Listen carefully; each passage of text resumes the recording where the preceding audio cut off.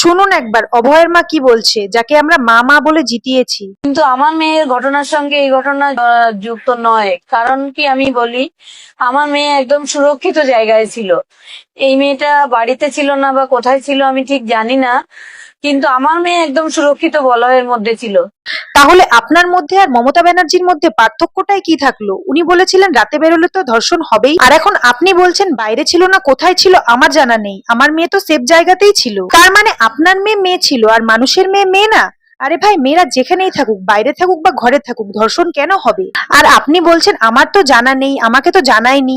আপনার মেয়ের যখন ধর্ষণ হয়েছিল তখন কি আপনি গোটা রাজ্যের বাড়ি বাড়ি গিয়ে জানিয়েছিলেন নাকি? কতটা বাজে এবং অশিক্ষিত হলে এমন ধরনের কথা বলে একজন মহিলা। আমরা ভেবেছিলাম আপনি একজন মা, আপনার মেয়ের সাথে এমনটা হয়েছে, আপনি বাকি কোনো মেয়ের সাথে এরকমটা হতে দেবেন না বা তাদের পাশে দাঁড়াবেন, আর পাশে না দাঁড়িয়ে আপনি ভুলভাল কথা বলে যাচ্ছেন। আমার তো মনে হচ্ছে আপনার মাথায় কোনো প্রবলেম আছে মমতা ব্যানার্জির মতো।